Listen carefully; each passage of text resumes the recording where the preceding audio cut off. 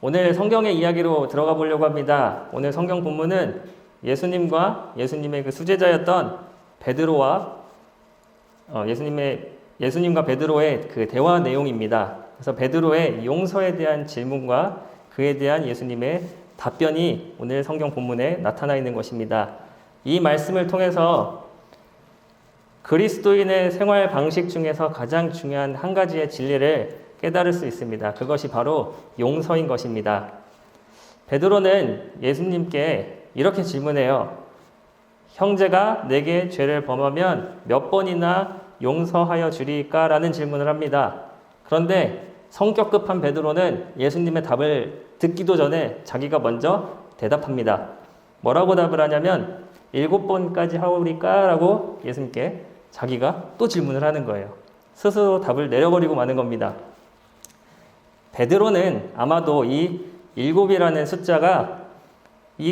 숫자를 제시함으로써 예수님께 나는 7번이나 용서할 만큼 마음에 관대함을 가진 사람입니다 라는 것을 어필하고 싶었을 거예요. 그런 마음이 조금은 있었을 거예요. 당시에 유대 율법 학자들은 용서를 몇 번이나 해줄 수 있을까에 대한 규정을 3번으로 보고 있는 거예요. 3번이면 아주 충분히 용서했다라고 생각을 하는 것입니다. 그런데 베드로는 이 3번의 숫자를 훌쩍 넘어서 7번이라고 말을 한 거죠. 그렇게 말하는 베드로의 표정은 의기양양한 표정이었을 것입니다. 여러분, 누군가 나에게 잘못을 저질렀을 때 한 번 용서하는 것도 쉬워요, 어려워요? 한 번 용서하는 것조차도 어렵습니다. 쉬운 일이 아니에요. 제가 군대에 있을 때 일입니다. 이제 군에 입대를 하고 훈련소에서 4주간의 훈련을 마치고 자대 배치를 받아서 자대에 들어가게 되었는데, 자대에서는 어떤 일들이 있었냐면 주일날 교회 가서 예배 드리는 종교 활동 시간이 있었고, 특별히 저희 부대에는 부대장님이 기독교인이셨기 때문에, 크리스찬이셨기 때문에 수요일날 수요 예배를 드릴 수 있게 길을 열어주셔서 수요 예배가 있었어요. 그래서 수요일 저녁 7시면 부대 밖에 있는 교회에 가서 예배를 드리고 올 수 있는 시간을 허락해 주었던 겁니다.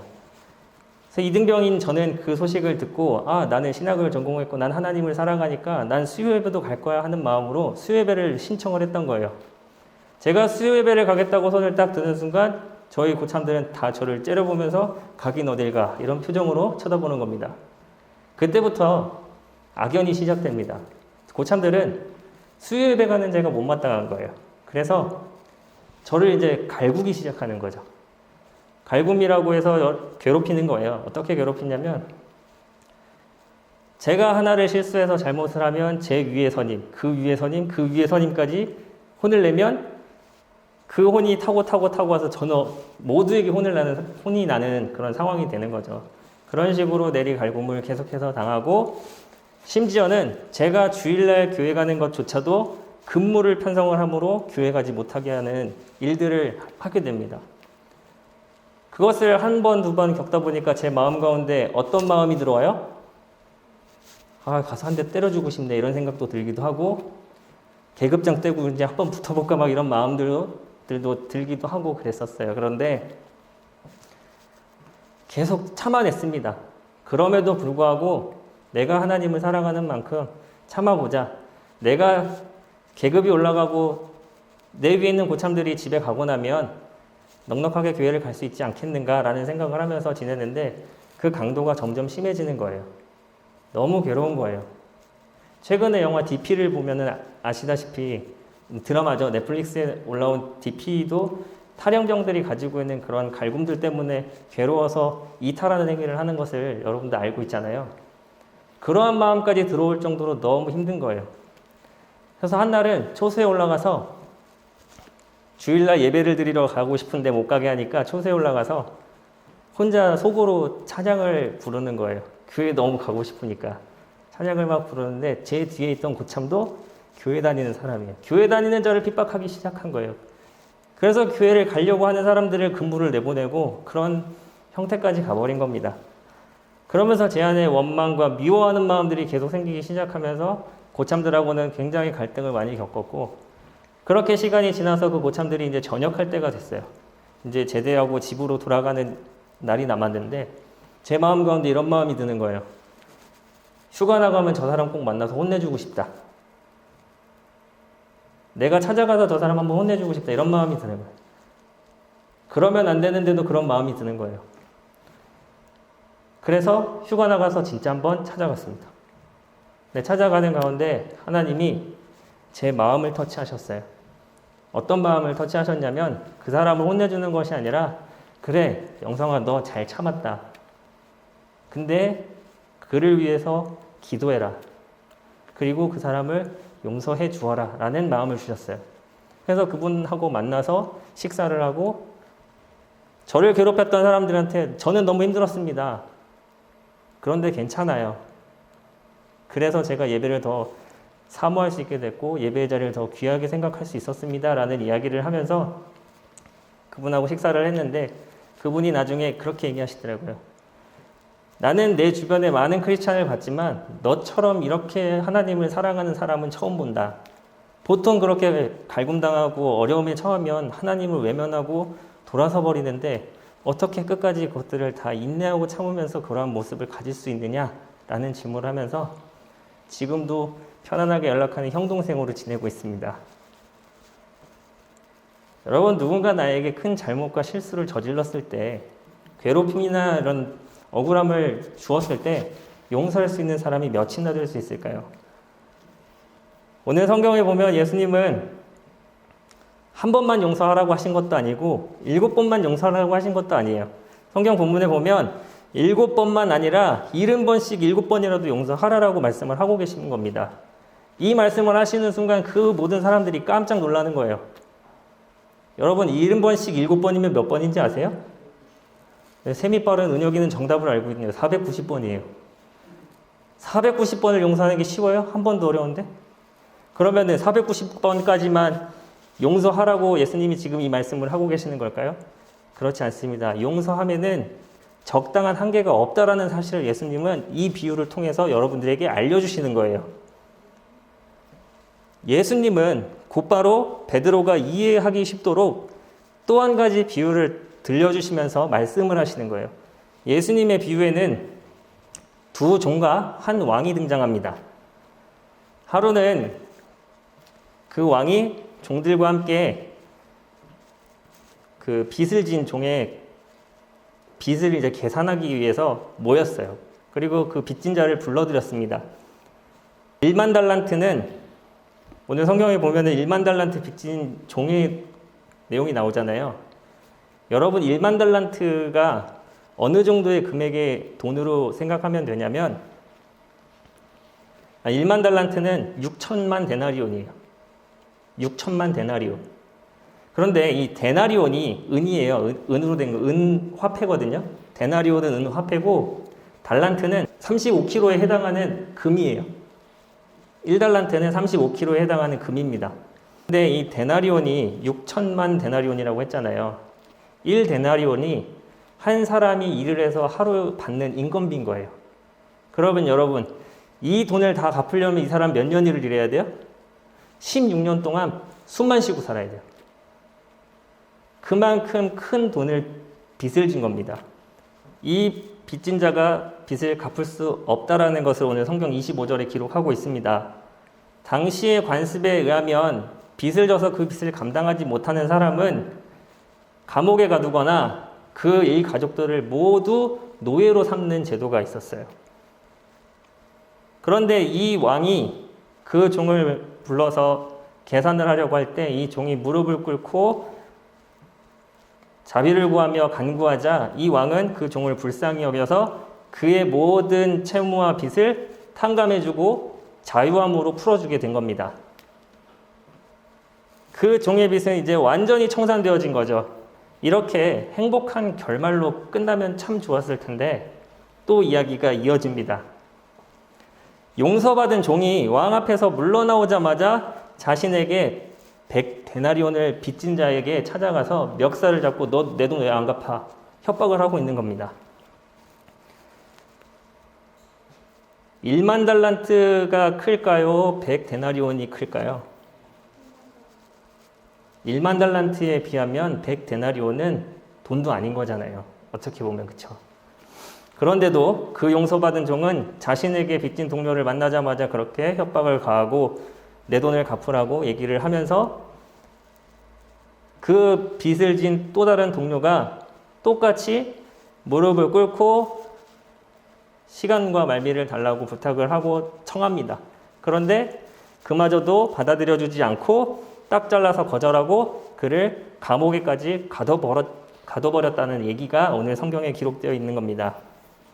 이러한 광경을 목격했던 다른 종들은 이 용서받은 종의 행동이 너무 악하고 괘씸해서 왕에게 찾아가서 이 모든 것을 고합니다. 그러자 왕은 너무 화가 나서 종을 다시 불러다가 내가 간청하기에 모든 빚을 내가 면제해주지 않았냐? 변명할 여지도 주지 않고 그가 그 동료에게 행했던 그대로 옥에 다시 가두었습니다. 우리는 이 예수님의 비유로부터 용서에 대해서 한번 생각해 보길 원합니다. 두 가지로 요약을 해서 생각해 보길 원합니다. 첫째는 용서받은 이 종의 빚은 하나님으로부터 받은 우리의 죄를 의미합니다.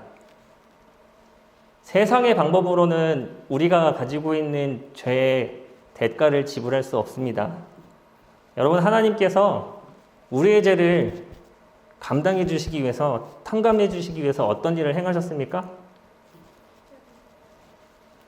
우리가 잘 알듯이 하나님의 아들이신 독생자 예수 그리스도를 이 낮고 낮은 땅에 보내주셔서 우리의 모든 죄와 허물을 다 지시고 모든 물과 피를 다 쏟으시며 십자가의 고통을 참으시고 우리를 위해서 십자가에 달려 돌아가시는 일을 행하신 것입니다. 죄인된 우리를 구하기 위해서 십자가의 고통을 다 견디신 거예요. 그 고통 가운데서 우리를 구원하기 위해서 억지로 지신 십자가가 아니라 우리를 사랑하는 마음으로 기쁨으로 지신 십자가입니다. 그것이 바로 하나님의 사랑인 것입니다. 예수님의 그 십자가 고통으로 말미암아 우리를 향한 하나님의 사랑이 얼마나 크고 애틋한 것인지 우리가 알기를 원합니다. 예수님의 희생으로 말미암아서 우리의 모든 죄와 허물을 다 감당하시고 우리에게 하나님의 자녀가 되는 권세를 주신 것입니다. 우리를 불쌍히 여기시고 긍휼히 여기신 하나님의 은혜가 아니었다면 우리는 결코 우리의 죄값을 다 치르지 못했을 것입니다.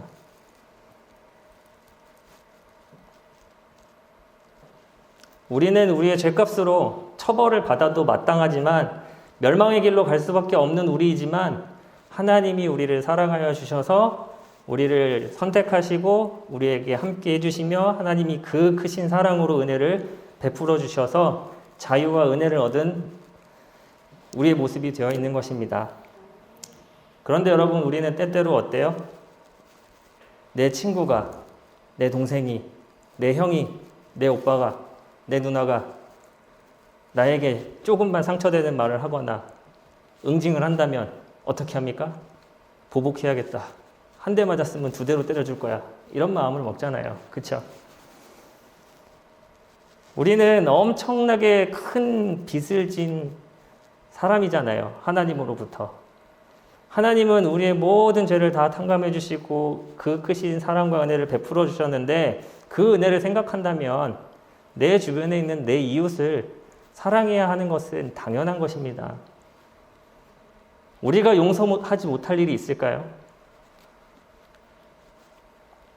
따라서 이 무자비한 종의 비유는 하나님이 우리의 1만 달란트에 만한 그 빚을 기꺼이 용서하셨다면 역시 우리도 빚진 자를 용서해야 한다는 것을 가르쳐주고 계신 것입니다. 두 번째는 너희가 각각 마음으로부터 형제를 용서하지 아니하면 나의 하늘 아버지께서도 너희에게 이와 같이 하시리라 라고 말씀하십니다. 이것이 이웃이 우리에게 잘못이나 죄를 지었을 때 하나님으로부터 용서받은 죄인으로서 우리도 이웃을 용서해야 된다라는 것을 의미하고 있습니다. 용서할 줄 모르는 마음은 하나님의 진정한 은혜를 받지 못한 마음입니다. 우리가 하나님의 용서를 받기를 원한다면 우리 역시 우리 삶 가운데서 용서를 실천할 수 있는 그런 생활을 해야만 합니다. 이 이야기를 마태복음 6장 14절에는 다시 한번 강조하고 있습니다. 우리가 말씀으로 하길 원합니다. 너희가 사람의 잘못을 용서하면 너희 하늘 아버지께서도 너희 잘못을 용서하시려니와 라고 다른 구절에서 재차 강조하고 있는 것입니다. 이 말씀을 통해서 우리는 용서란 하나님만이 우리에게 베풀어 주시는 은혜가 아니라 우리도 행동으로 실천함으로써 내 이웃의 잘못을 용서할 수 있는 크리스찬이 되어야 된다라는 것입니다. 우리가 실제로 용서를 실천한다면 하나님이 베풀어 주신 우리의 그 큰 사랑이 얼마나 큰지 다시 한번 이해하고 깨달을 수 있을 것입니다. 내가 잘못한 사람을 용서하며 사는 것, 그리스도인의 생활 방식 중에서도 가장 중요한 것입니다. 우리는 용서함으로써 그리스도의 사랑을 알고 있고 예수님의 자비하심과 용서의 끝이 없다라는 것을 깨달을 수 있을 것입니다. 누군가를 용서하는 것이 쉬운 일이 아닙니다. 근데 여러분, 용서받으려고 하는 마음은 너무 쉬울 수도 있어요. 나는 내가 용서를 베풀지 못하면서 남에게 용서를 구하는 것은 쉽게 생각할 수도 있습니다. 그런데 하나님으로부터 큰 은혜와 사랑을 받은 우리는 내 이웃을 내 몸과 같이 사랑하는 마음으로 그를 용서할 수 있어야 합니다. 세상의 풍조는 내가 억울함을 당하거나 내가 누군가로부터 괴롭힘을 당하거나 내 마음 가운데 미움이 생기거나 그런 일들이 있다면 복수와 미움을 부추깁니다. 그러나 용서하는 것은 정말 그리스도인이라고 하더라도 쉬운 일이 아니지만 용서를 거절하지 않는 은혜가 있기를 예수님의 이름으로 축복합니다. 마태복음 22장 37절 말씀에 보면 하나님이 두 가지 계명을 주세요. 예수께서 가라사대 내 마음을 다하고 목숨을 다하고 뜻을 다하여 주 너의 하나님을 사랑하라 하셨으니 이것이 크고 첫째 되는 계명이요 둘째는 그와 같으니 내 이웃을 내 몸과 같이 사랑하라 하셨으니 라고 기록합니다. 여러분 10계명 잘 알고 있죠? 하나님이 우리에게 주신 10가지 계명이 있잖아요. 1계명부터 4계명까지는 하나님의 사랑에 대한 것을 이야기하고 있습니다. 그리고 5계명부터 10계명까지는 이웃 사랑에 대해서 이야기하고 있는 거예요. 하나님은 우리에게 이 두 가지 계명을 주셨는데 크고 첫째 되는 계명이 뭐예요? 하나님을 사랑하라. 근데 어떻게 사랑하라고요? 내 마음을 다하고 뜻을 다하고 목숨을 다하여 사랑하라 하셨잖아요. 우리는 하나님으로부터 사랑을 받은 자입니다. 그러므로 우리도 하나님을 사랑해야겠죠. 우리가 하나님을 사랑하는 것이 당연하듯이 하나님은 둘째를 이야기하시면서 그와 같으니 내 이웃을 내 몸과 같이 사랑하라고 하셨어요. 내 이웃을 내 몸과 같이 사랑하는 것 안에 용서가 포함이 되어 있는 겁니다. 사랑하는 마음이 있으면 미워할 수 없어요. 사랑하는 마음이 있으면 그 사람에게 상처를 입히거나 그럴 수 없어요. 하나님이 우리에게 말씀하신 내 이웃을 내 몸과 같이 사랑하라라는 말씀을 붙잡고 정말 어려운 일이지만 세상에서 정말 가장 어려운 일이 용서이지만 그 용서를 베푸는 태그가 되길 예수님의 이름으로 축복합니다. 내 힘으로 정말 할 수 없는 일이에요. 성령님이 함께 해주시면 가능한 일입니다. 그래서 우리는 내가 누군가를 용서해야 하는 마음이 들기 전에 누굴 미워하는 마음이 있거나 누구에게 복수해야겠다라는 마음이 든다면 우리가 하나님께 간절히 구하기를 원합니다. 하나님, 내 힘으로는 할 수 없어요. 하나님, 내 힘으로는 저 사람을 용서할 수 없습니다. 하나님, 내 마음 가운데 사랑으로 채워주시옵소서. 내가 하나님의 마음으로 하나님을 사랑하는 마음으로 하나님이 내게 베풀어 주신 그 큰 은혜를 기억하고 그 사람을 사랑으로 바라볼 수 있는 눈을 열어주시옵소서. 기도하는 여러분 되길 원합니다. 성령님께 간구하는 여러분 되길 원합니다. 하나님이 함께 하셔서 나를 붙잡아 주시면 못할 일이 없어요. 그런데 우리가 인간의 모습으로는 완전한 용서를 할 수 없는 겁니다. 그냥 잊어버리려고 하는 거예요. 그래, 내가 저 사람을 이해하고 그럴 수도 있지. 그래, 그냥 잊어버리면 되는 거야. 이렇게 생각할 수 있습니다. 그건 완전한 용서가 아니잖아요. 하나님은 우리가 죄인된 모습을 기억하시고 그 죄를 다시 묻지 않으세요. 한 번 용서하시면 끝인 거예요. 더 이상 되묻지 않으십니다. 그분이 하나님 되십니다. 하나님이 나를 그렇게 용서해 주셨는데 내가 누군가를 용서할 때 그것을 나중에 다시 기억해서 또 이야기한다는 것은 잘못된 것입니다. 그러므로 끝까지 완전한 용서를 하는 저와 여러분이 되길 예수님의 이름으로 축복합니다. 그렇게 할 수 있게끔 늘 깨어 기도하고 하나님께 구하고 하나님과 가까이 하는 태그가 되길 예수님의 이름으로 축복합니다.